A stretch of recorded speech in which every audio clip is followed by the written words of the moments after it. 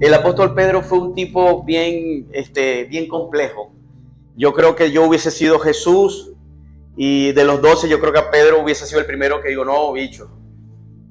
Jesús dice que pasó toda la noche orando por sus discípulos. Dice que oró toda la noche para ver a quién elegía para el tema de poder servirle al Señor y poder compartir con Él. Entonces sucede que cuando Jesús pasó toda la noche orando, eligió a 12 personas. Y yo siempre digo que creo que una de las características que Jesús vio en esos 12 fue que ninguno servía. Él dijo, pero voy a elegir los 12 peores. Y cayeron ellos ahí. Entre esos, este hombre llamado Pedro. Pero de todos los 12, que tenían pocas cualidades para ser elegidos, como tú y como yo en algunos momentos, Jesús dijo, yo creo que este resalta. Porque Pedro resaltaba un poco, era un poco más, ¿sabes? Era un tipo que se daba a conocer, era muy particular, muy especial. Y vemos que Pedro era impulsivo, pero era una persona que era, ¿sabes? Impulsiva. Yo me imagino Pedro era de los que yo digo en la calle, que son los que los que van por la calle y se le atravesan y ¿qué? Pedro era atrevido, era el carácter demasiado apretado, era fosforito, volátil. Basta que le dijeran una cosa y ¡pum! Se encendía. Era tosco, era un poco culto, no tenía mucho conocimiento. Tenía su empresita porque era pescador, vendía pescado, era pescador. Tenía una barca, tenía una red, quiere decir que tenía un patrimonio. Pero ahora, ¿cómo lo consiguió Jesús? Dice la Biblia que lo consiguió primero.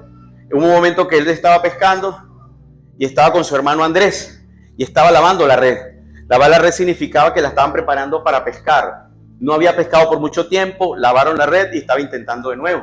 Eso nos enseña también que uno en la vida tiene que intentar de nuevo. Muchas veces hay que intentar las cosas en el nombre de Jesús hasta que Dios permita que se den. Y él estaba lavando las redes y cuando estaba lavando las redes se aparece Cristo y los ve. No sabían que era Cristo. Y cuando los ve le dice, Pedro, sí, está, sígueme. Dice la Biblia que él enseguida dejó la red, dejó la barquita, dejó la empresa, dejó el trabajito y se fue a seguirlo con Andrés. Y a partir de ahí comienza una gran historia preciosa para Pedro de muchas cosas. Comenzó a conocer de Cristo, empezó a andar con Jesús, comenzó a conocer a esos 12 apóstoles, esos 11 compañeros de trabajo. Pasaron una serie de historias. Ahora, pero ¿cuáles fueron los picos altos de Pedro? Vamos a mencionarlo. Pedro hizo muchas cosas que fueron resaltantes, historias que están en la Biblia, que fueron importantes, pero que denotan su carácter. La primera fue cuando Jesús estaba con los discípulos, ¿recuerda? Y Jesús le dice, mire hermano, me voy a morir. Si me matan, me muero. Me voy a morir. ¿Qué le dijo Pedro? No mueras, por favor, Señor, no mueras. ¿Cómo vas a morir? ¿Qué le dijo el Señor? ¿Recuerda esa historia? Te reprendo, Satanás. O sea, Jesús le dijo a Pedro, Satanás. Le dijo, quítate de mí, Satanás. Te reprendo en el nombre de Jesús. Fuera de mí, Satanás. Primera aparición importante de Pedro, cuando le dijeron Satanás. Imagínate que alguien te diga a ti, o el Señor te diga a ti o a mí, Satanás, Dios nos guarde. Lo reprendió porque en él estaba operando. ¿Por qué? Porque si Cristo no moría, ¿qué pasaba? Hermano, esto fuera una inteligencia artificial aquí. Si Cristo no muere en la cruz y no resucita, aquí todos seríamos ¿qué? Un holograma, ¿sí? No existiríamos, porque Cristo muere y resucita para darnos vida aquí digna y eterna y día en los cielos. Por eso Jesús le dice, te reprendo, pues si no muero tú no vives. Y lo reprendió. Fue la primera experiencia, podemos decir, que denotaba un poco su carácter. O sea, Pedro era de carácter un poco complejo. La segunda fue que cuando estuvo allí, ¿verdad? Con Jesús en esa oportunidad un poquito más adelante, Jesús le dice, me van a sacrificar, me voy a morir. Voy a haber un tiempo que yo no voy a estar con ustedes. ¿Y qué le dijo él por segunda vez? Señor, yo estaré contigo hasta siempre. Yo daré la vida por ti. ¿Sabe qué le dijo el Señor? Pedrito, te quirís, cálmate. Si más bien el diablo me está pidiendo pasar andiate. Yo creo que Jesús usó una expresión venezolana. Zarandeo. El diablo me está pidiendo pasar andiate y yo oraré por ti. Yo no sé, pero imagínate que tú llegues al Señor o el Señor te diga, Virgilio, Jacinto, José, mira, el diablo me está pidiendo para tumbarte. ¿Qué espera uno de Cristo? Y que Cristo nos diga, cónchale, pero yo te voy a guardar, te voy a proteger, te voy a ayudar, tranquilo, yo estoy contigo hasta el fin del mundo. ¿Qué dice? Y el Señor nos diga, no, te está pidiendo para zarandearte, pero yo lo que puedo hacer es orar por ti. Que Dios te guarde. Segunda expresión denotaba que el diablo estaba pidiendo a Pedro para que era zarandear, tumbarlo. Es la expresión que se usa cuando la gente cierne la arena, esa broma, y cerdían el trigo. Está pidiendo para zarandear, para mover, para tumbar. Segunda experiencia. La tercera, cuando él vuelve a decir, voy a morir, pero voy a resucitar. ¿Y qué le dice Pedro? Yo voy a estar contigo. Y le dijo, alguno de ustedes me va a negar. Y Pedro le dijo, yo no te voy a negar, yo estoy contigo hasta el final. ¿Y qué le dijo Jesús? Papito, otra vez cálmate. El gallo va cantante, que cante 3 veces, tú me vas a negar 3. Dale 2. Quédate quieto, yo sé quién eres tú. El tipo impulsivo, envalentonado, pero Dios le dijo, me vas a negar. Tercera experiencia. La cuarta, quizás la última que podamos reseñar, es que cuando agarran y cogen a Jesús para meterlo preso, ¿qué hizo Pedrito? No, el tipo se fue amable, ¿verdad? Pasen, soldados, vengan. ¿Qué hizo? ¿Qué hay por ahí? Le quitó la espada a otro soldado. Yo no creo que Pedro agarró y lo midió. Le voy a quitar una oreja. Pedro le dio con todo, hermano. Que agarre lo que sea. Él agarró y dijo, ni con todo. Solo que el tipo, gracias a Dios, volteó a lo mejor la cara y plum, le quitó la oreja. Llega Jesús de nuevo, Dios mío. El diablo lo pidió para zarandear. Me dice que va a estar conmigo, me va a negar. Dios mío, ¿qué hago? Lo tuve que reprender porque tenía Satanás por dentro. Y ahora le corta la oreja a un soldado. Levantar la mano los que a veces somos como Pedro. Le corta la oreja y llega Jesús.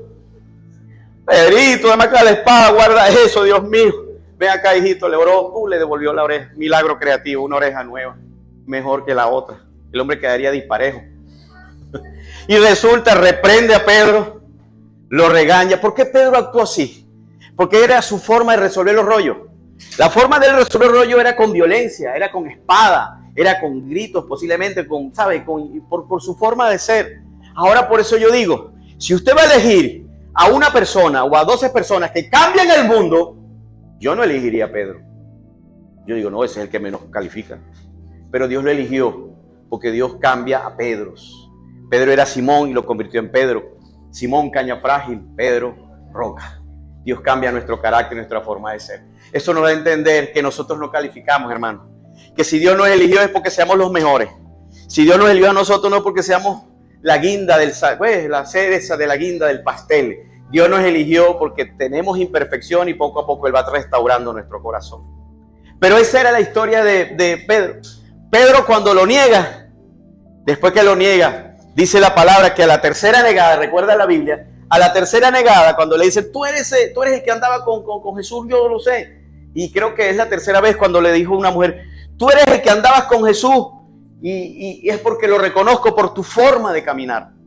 Porque Jesús estaba tan cerca de Pedro que había adoptado hasta la forma de caminar. Usted ha visto sus hijos que caminan a veces igual que usted. Usted ve a un hijo por la espalda y está igualito al padre. ¿Me entiende? Él caminaba igual que su maestro. Y al caminar igual que su maestro, lo habían reconocido una de las veces. Y entonces él dice, no, el Señor reprenda al diablo. Yo no, y se puso bravo. Pero cuando Pedro niega, allá en la esquina está Jesús, en una esquina. Así, aprendido. Y cuando Pedro lo niega, voltea y se cruzan las miradas. Lo dice el libro de Juan.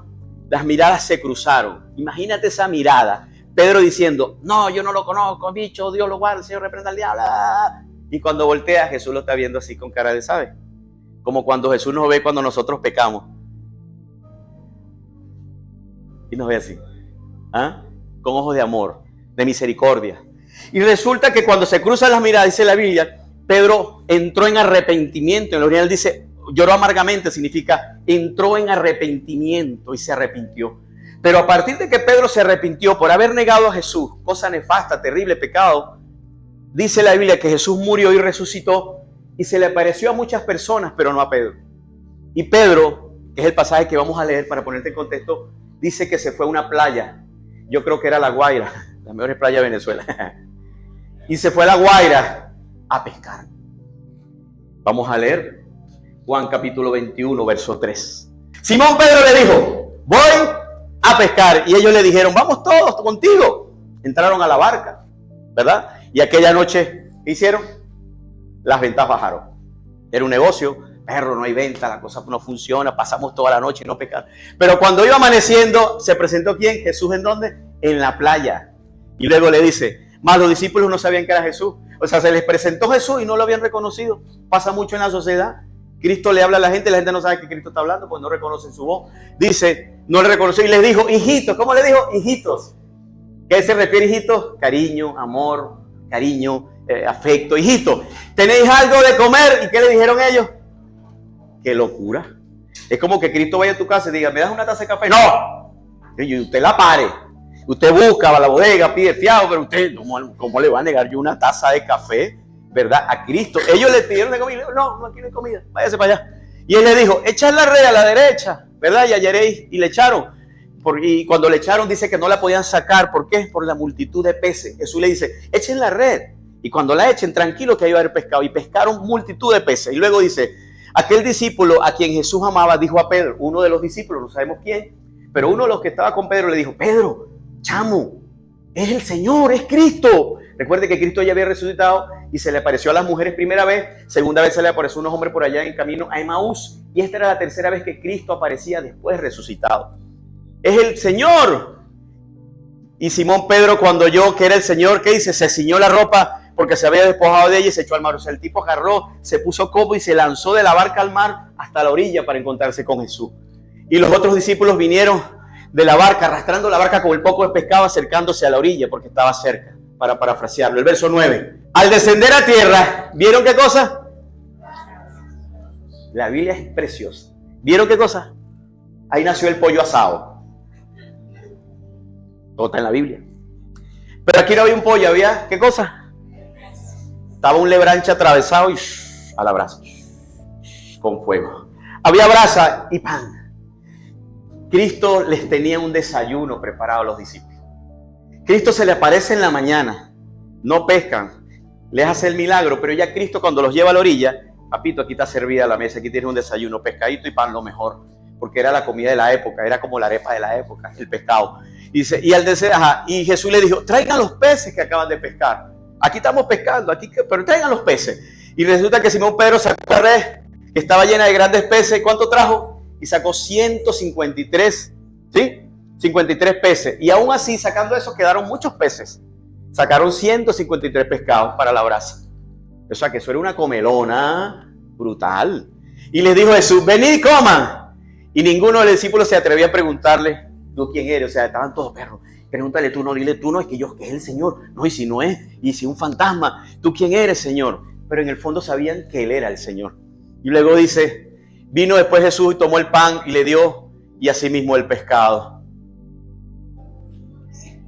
Y esta era la tercera vez, lo que le dije, que Jesús se aparecía después de haber resucitado. Y el 15, voy avanzando, por favor. ¿Va conmigo, sí? Seguro, que bueno. Cuando hubieran comido, Jesús le dijo a Simón Pedro, hijo de Jonás, está la comelona, Juan, Pedro por este lado, Jesús, y Jesús en su tercera aparición, después de resucitado, vino con un propósito y se le acerca a Pedro. Dice, Pedro, hijo de Jonás, ¿me amas? ¿Me amas? ¿Verdad? ¿Qué le dice el hombre? Sí, Señor. Tú sabes que te amo. ¿Cómo no lo vas a saber, papá, si tú lo sabes todo? Y el Señor le dice, apacienta mis corderos. Por segunda vez le dice, hijo de Jonás, Simón, ¿me amas?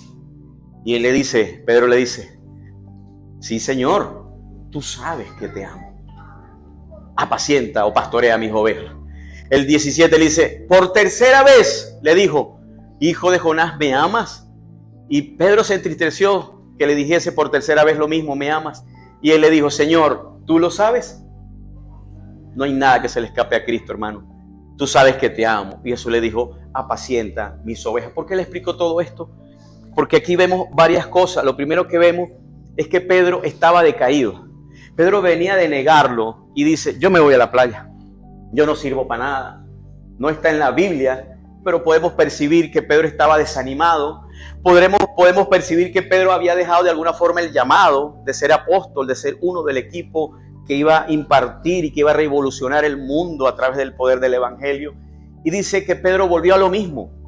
Volvió a su mismo trabajo, volvió a su misma playa, volvió a su misma labor. Ya él no había pescado antes tan seguido, pero volvió a lo mismo. Y eso pasa mucho con personas muy específicas que tienen como un trauma o que tienen algo, les pasa algo en la vida y que algún día tuvieron algo, un llamado, algo de parte de Dios y después lo abandonaron y lo dejaron. Porque viene esa herida, viene ese trauma, esa circunstancia o vicisitud que lo aparta. Pedro le dijo, ¿para qué yo voy a ser apóstol? ¿Voy a estar yo sirviendo si lo negué? Me dijeron San Satanás. El único que le dijeron que me iban a zarandear el diablo era a mí. Había dado a mí, el salado. Yo, Dios mío, el que no sirve. Yo fui el que le corté la oreja. ¿Por qué no fue Juan? Fui yo. Todas esas cosas yo imagino aquí, elucubrando todo lo que tenía Pedro en la cabeza. Me voy a pescar, voy a hacer lo mío. Esto no es para mí. Yo no sirvo para esto. ¿Para qué voy a estar yo aquí? Yo sigo haciendo lo que a mí me corresponde. Yo sé de pescado, de lebranche, de carite y de todo lo necesario para pescar. Y se fue a pescar. Y uno puede ver, hermano, que cuando Dios nos da algo, no hay diablo que nos lo quite. La tercera vez que Cristo aparece en mostrarse a su gente fue para restaurar el corazón de Pedro. Y Pedro necesitaba restauración en su corazón. Restaurar es volver al original. Nosotros fuimos diseñados de una forma. ¿Qué está haciendo Dios en usted y en mí cuando nos congregamos o estamos en la iglesia de Cristo, oramos, todo lo que hacemos de manera espiritual? Dios comienza a restaurar cosas. Porque usted y yo fuimos diseñados inicialmente por algo, pero en el camino posiblemente se dañó, se se malversó la vida, hubo algo que dañó, pero cuando Dios dice, yo lo voy a restaurar, te voy a hacer esta pregunta. Si tú fuese Jesús y yo fuese Jesús, ¿qué hubiésemos hecho después que Pedro nos hubiese negado? ¿Tú lo restaurarías o le quitarías la cabeza? ¿Tú le dirías, lo abrazarías o lo condenarías?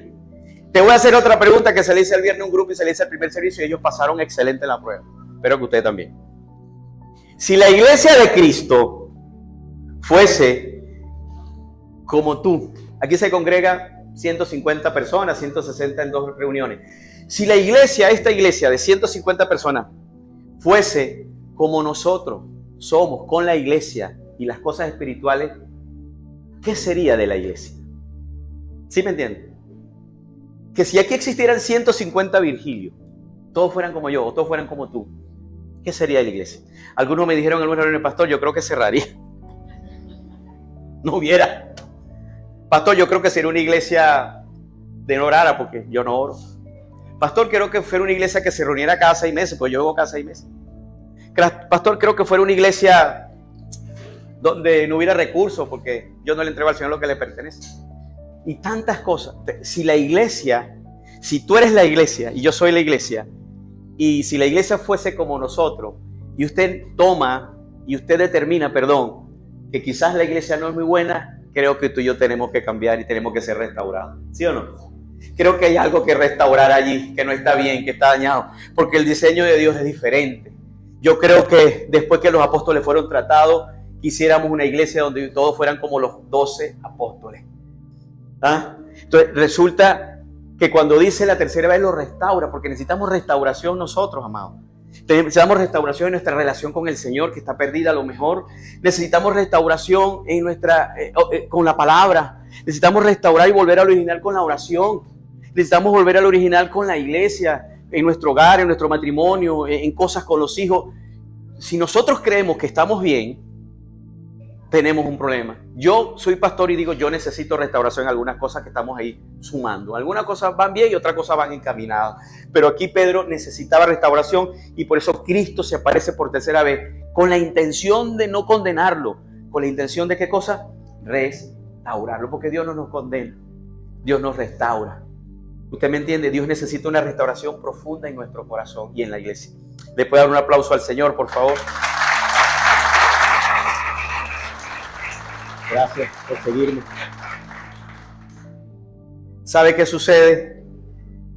Que Pedro no solamente necesitaba esa restauración, los discípulos necesitaban esa restauración. Podemos leer, por favor, un momentico en el libro de Primera de Pedro 5:10, que he hecho que hay una canción con este verso y ojalá la podamos cantar Lástima, yo no canto. Si cantar, yo canto y llueve dentro del templo. Mas el Dios de toda gracia, que nos llamó a su gloria eterna en Jesucristo, después que hayas padecido un poco de tiempo, el mismo que cosa, te perfeccione. Diga conmigo, me perfeccione. Vaya conmigo, me afirme, me fortalezca y me establezca. Pedro escribe esto y lo escribe evidentemente después de conocer a Cristo y de que Cristo estuviera y resucitara. Y está diciendo el Dios de toda gracia. En el original significa el Dios de la bondad inmerecida que tú tienes. Nosotros disfrutamos de una bondad inmerecida que no nos merecemos. Pero Dios dice, yo tengo gracia contigo. ¿Por qué Jesús restaura a Pedro? Por su bondad inmerecida. Porque le alcanzó su gracia, le alcanzó su favor, le alcanzó la misericordia de Dios. Él está diciendo, el Dios de bondad inmerecida. Hermanos, si Dios no tuviera una bondad inmerecida, no estuviéramos en esta tierra. Porque apenas el primer pecado estuviéramos en el infierno condenados. Pero tenemos un Dios que dice, yo aguanto, yo espero que cambiemos. Porque es una bondad que no merecemos. Ese Dios dice que nos llamó a su gloria eterna después de haber padecido un poco tiempo. ¿Qué es lo que hace con nosotros? Diga conmigo, perfeccionarnos. Y la palabra original perfeccionar significa restaurar. Dios está diciendo, el Dios de la bondad inmerecida te va a restaurar lo que quiere hacer con Pedro. Perfeccionar en griego significa restauración, una de las connotaciones. Él va a volver al original todo lo necesario. Hermano, ¿qué pasa cuando uno llega al Señor? Uno llega todo destrozado, esguarilado.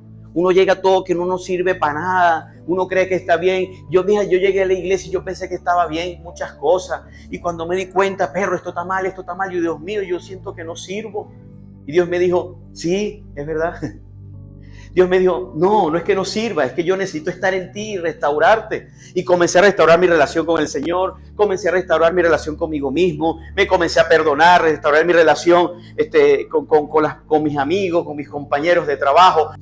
¿De qué sucede? Me restauró. Eso es lo que hace Cristo contigo, te restaura. Él te va a restaurar todo lo que tú necesites, tus heridas, tu relación, tus emociones. Hay gente que no se ama a sí misma. Hay gente que se rechaza. Dios va a restaurar tu sexualidad, la restaura, tus emociones, hermano. Las finanzas son restauradas. Usted así recibió restauración financiera. Uno comienza a despilfarrar y volverse loco. Y uno entiende que hay una administración, que a Dios se le da lo que le pertenece, que a la esposa se le brinda, que a los hijos también se le da, que hay que bendecir al necesitado, que al vecino que está al lado a lo mejor le falta harinita, yo le compro la harinita cuando Dios me lo permita y doy a la iglesia. Comienza a restaurar las finanzas también. Por eso dice, Él te va a perfeccionar. No es que te va a hacer el mejor, te va a restaurar en todo lo necesario. ¿Cuánto dicen a mí? Denle un aplauso a Cristo. Luego dice, te afirme. Es que te direcciona. Originalmente en griego significa el que te da un norte y una dirección. Hermano, la sociedad vive sin dirección. Por eso el salmista dice en el Salmo 143, enséñame a hacer tu voluntad y guíame a tierras de rectitud. Si el salmista, si no mal recuerdo, Salmo 143, 10, era David escribiendo eso, el propio David está diciendo, enséñame a hacer tú, hermano, porque no la sabía hacer. Entonces nosotros tenemos que orar, Señor, enséñame qué es lo que tú quieres que yo haga para mí, para mi iglesia, para mi nación, para mi vida. Y guíame a tierras de rectitud. Por eso dice en el libro de Pedro que acabamos de leer, Él te va a afirmar, o sea, Él te va a dar una dirección correcta. Hermano, qué maravilloso es que usted todas las decisiones que tome sean voluntad del Señor. ¿Cuántos queremos eso? Hermano, yo quiero que yo tome una decisión, diga aprobado, listo, plomo, luz verde, pi. Qué maravilloso, pero ¿sabe qué es feo? Que yo tome una decisión y diga, por ahí no, vete tú. Por eso el libro de Deuteronomio 30, 19 dice, he puesto delante de ti dos caminos, la vida y la muerte, escoge pues la vida para que te vaya bien y tengas largura de años en la tierra. Porque siempre habrán dos caminos, el que quiere Cristo que hagamos y el que nosotros tomamos en algunos momentos. Pero yo quiero, y yo sé que usted también, que Él nos afirme, que Él nos direccione en un mundo tan difícil y tan complejo que vivimos en el mundo entero. Tan difícil, una sociedad donde no cabe más pecado. Esta sociedad no aguanta más pecado, no aguanta más maldad.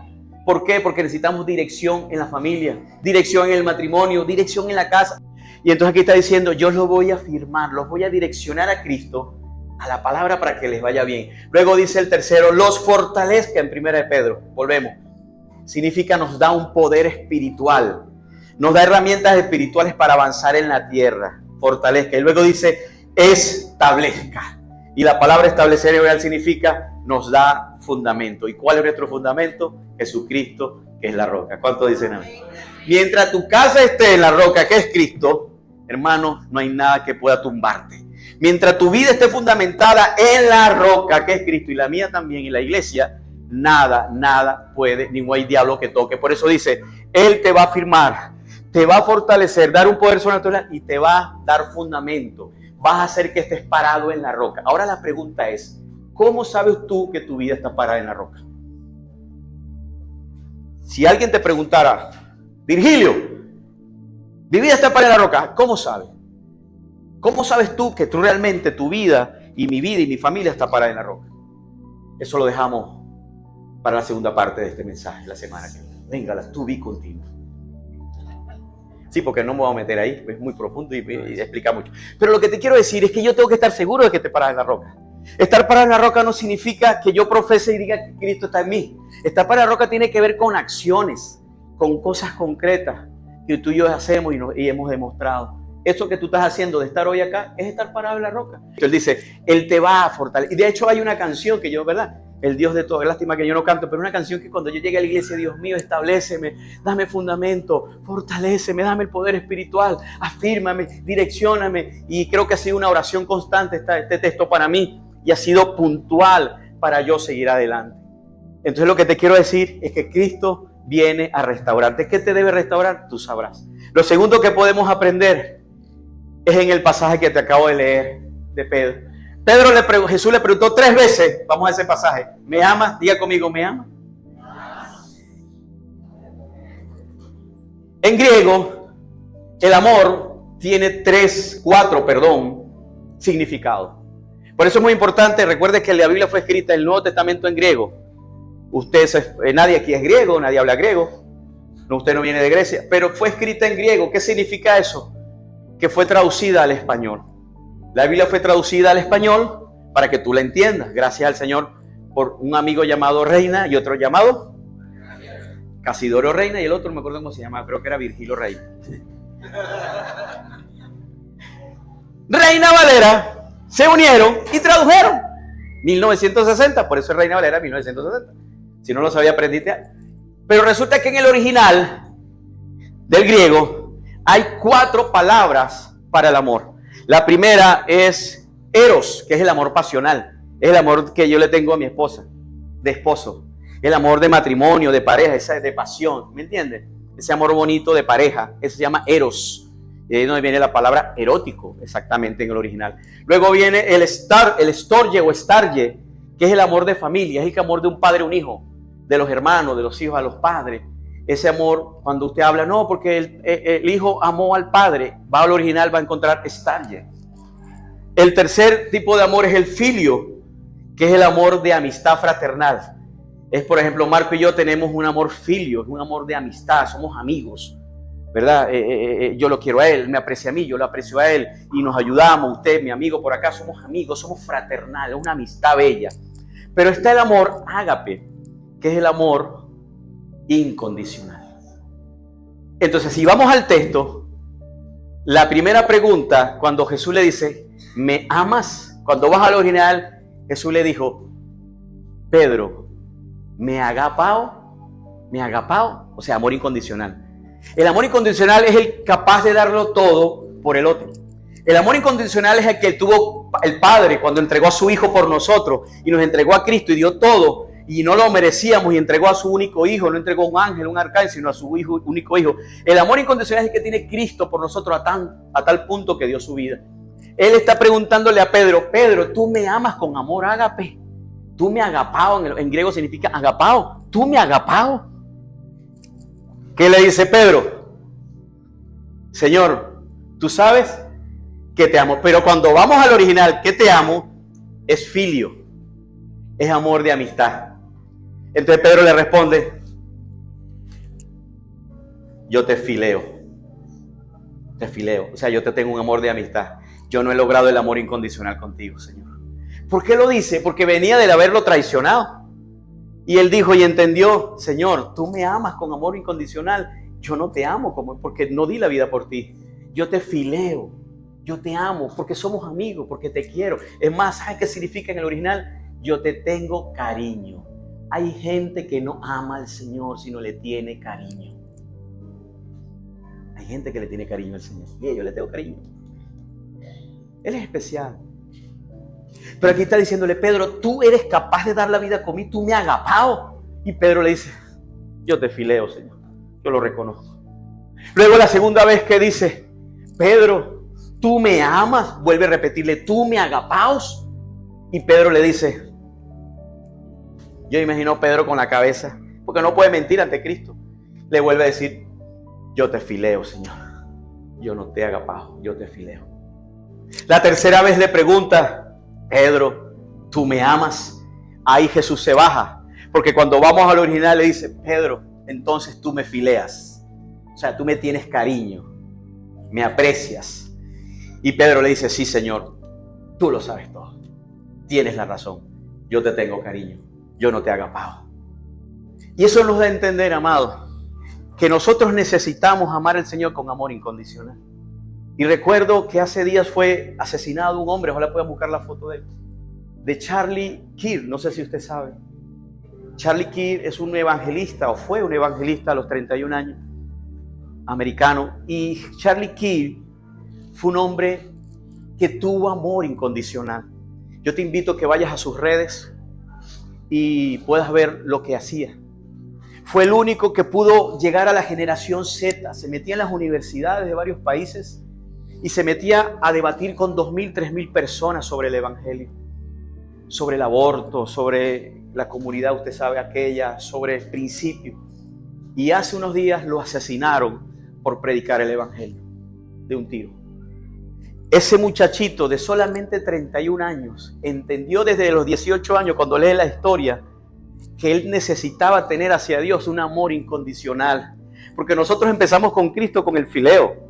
Le tenemos cariño, pero necesitamos pasar al ágape para tener el amor incondicional. ¿Qué significa un amor incondicional? Que usted esté dispuesto a sufrir lo que Dios permite. Esperemos que Dios no permita eso, por causa de Cristo y su evangelio. Tenemos que dejar de ser la generación que le tiene cariño a Cristo. Tenemos que ser una generación que ame por encima de todas las cosas a Cristo, y eso se tiene que demostrar. Y si hay que perder la vida, como este muchacho, lamentablemente, por los progresistas locos, y lo peor de todo que usted ve en los TikToks de ese país, progresistas riéndose porque lo habían asesinado, diciéndole gracias, Señor, porque murió.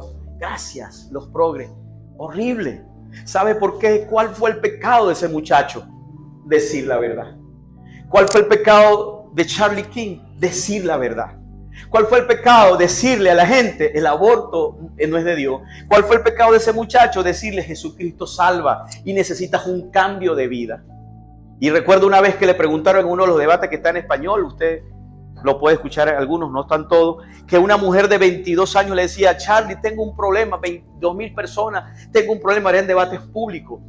Yo tengo una hija de 4 años y este mundo tan pervertido, me da miedo, le decía la muchachita, que mi hija crezca y el día de mañana se sienta perro y se sienta tal cosa y piense tal cosa y se vaya por tal cosa. ¿Qué consejo me da, Charlie? Y él dice, lo primero que tienes que hacer es fortalecer tu relación con la iglesia. Busca una iglesia fuerte, robusta, que tenga fe, que te enseñe y fortalece tu relación con ella. Congrégate, sirve, porque si tú le das el ejemplo a tu hija mañana cuando salga a la calle va a tener la enseñanza que tuvo en casa. Fortalécete en una iglesia, la que tú decidas. Y ¿sabes qué? Va a ser la mejor enseñanza, ella va a tener fundamento. Pasaje de 1 Pedro que te dije, te va a fortalecer, te va a restaurar. Y ¿sabes qué? Eso ayudará mucho. No te va a garantizar que no le pase nada, pero sí te vamos a garantizar que hay un alto porcentaje que no caiga en la maldad de un mundo perdido. ¿Usted me entiende? Vemos que hay mucha gente que no entiende el valor de la espiritualidad. Mucha gente no entiende el valor de la oración, por ejemplo. ¿Usted sabe el poder que hay en orar? ¿Cuántos saben el poder que hay en orar? Necesitamos darle el valor a la palabra, a la Biblia. Necesitamos darle valor a la iglesia de Cristo. La iglesia de Cristo fue diseñada para que tú crecieras, para darte cobertura, para que tuvieras paz, para que tuvieras bien. Tú tienes que darle valor a la congregación y a la iglesia de Cristo. Porque entonces no estás fortaleciendo tu relación, le decía a esta mujer, con la iglesia. Y tu hija va a crecer con carencias y falencias en una sociedad corrupta y puede caer. ¿Usted me entiende? Necesitamos, diga conmigo, amor incondicional. Si la iglesia sería como nosotros, volvemos a la pregunta, ¿qué pasaría? ¿Qué tanto, te voy a hacer una pregunta retórica, qué tanto estás tú dispuesto por Cristo? Si Dios te dijera ahorita, piensa en algo que a ti te agrada mucho. Algo que es importante para ti, perdón. Ya yo pensé en lo mío. ¿Ya lo pensaste? Si Dios te dice, dámelo. Dámelo, pues. ¿Qué tanto estás dispuesto a renunciar por Cristo? ¿Qué tanto estamos dispuestos a dejar por el Señor Jesucristo? Si nosotros no estamos dispuestos a dejar cosas que Él nos pida, no el hombre, o yo no, Dios te guarde. La Biblia, usted, hermano, y yo solamente le tenemos cariño al Señor. Como Pedro. ¿Le tienes cariño? ¿Te agrada? ¿Sabe que Él es bueno? No tú, otra gente. La gente sabe que Él es bueno, la gente sabe que Él hace milagros. Sí, ahí voy. Vamos, paso a paso. Y en paso a paso van 20 años. En paso a paso van 50 años. En paso a paso van miles de años hasta que Cristo venga. Y algunos son como el ladrón de la cruz. Dios los guarde. Que viven terribles y al último momento, Señor, por chiripiolca. Acuérdate de mí cuando tú mueras en el reino del cielo. Jesús le dijo, de cierto te digo, que cuando yo muera estarás en el reino de los cielos. Pero no esperes ser el ladrón de la cruz. No hay necesidad de ser el ladrón de la cruz. Podemos comenzar desde ahorita. A pesar de que tengamos en riesgo vida, ciertas cosas, poder amar a Dios con todos los hierros. Amén. Qué hermoso es poder decir, Señor, yo te amo con amor incondicional. Pedro lo sabía. Y Pedro logró el amor incondicional. ¿Usted sabía cómo murió Pedro? Dice la historia que murió crucificado hacia abajo. Murió crucificado hacia abajo. Dice la historia que lo querían crucificar y él dijo, yo no soy digno de morir como murió mi Señor Jesús. Me van a crucificar, pero boca abajo, porque yo no soy digno de ser como Él. Y murió boca abajo. Y todos los apóstoles murieron de forma violenta y agresiva. A Juan el Bautista le quitaron ¿qué cosa?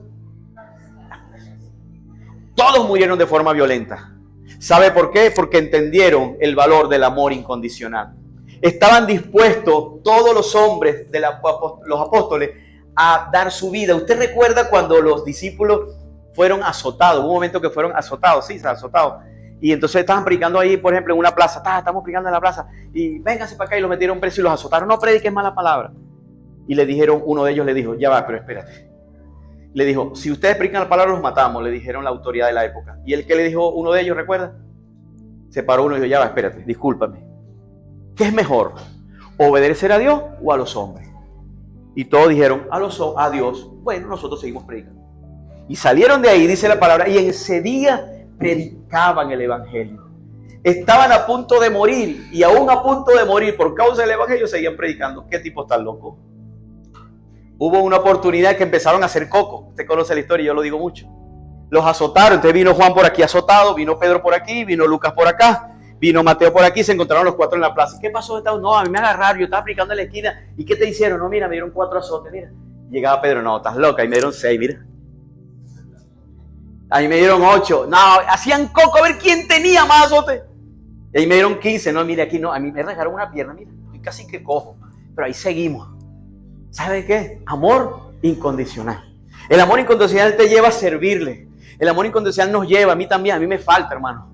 Yo no estoy diciendo yo estoy aquí porque lo hago, sino me falta. El amor incondicional nos lleva a hacer cosas extremas por el Señor. El amor incondicional nos lleva a dejar pecado, cosas que producen placer en mi cuerpo, pero como no le agradan a Dios, yo digo no lo voy a hacer porque tengo amor incondicional para Cristo. Pedro lo logró, yo también lo puedo lograr. Tenía fileo, pero logró el ágape, porque murió como murió. Pablo lo tenía, lo logró también. ¿Qué decía Pablo? Sé vivir en la abundancia y sé vivir en la escasez. Para mí el vivir es Cristo y el morir, no, esa está tremenda, hermano. Hay gente que le tiene miedo a la muerte. Ay, que yo no es que llamo a la muerte, Dios, vete aquí, no, hombre, eso fuera muerte. Pero hermano, que llegue la muerte a un cristiano es la eternidad con Cristo. ¿Para qué nos preparamos todos los días en la tierra? Es para la vida eterna. Usted se prepara es para la vida eterna. Y usted se prepara es para esa corona de justicia, para esa corona incorruptible y para eso lucho. Por eso Pablo dijo en el libro por allá de Timoteo, he peleado la buena batalla de la fe. Por lo demás, he cuidado mi carrera y he guardado la fe.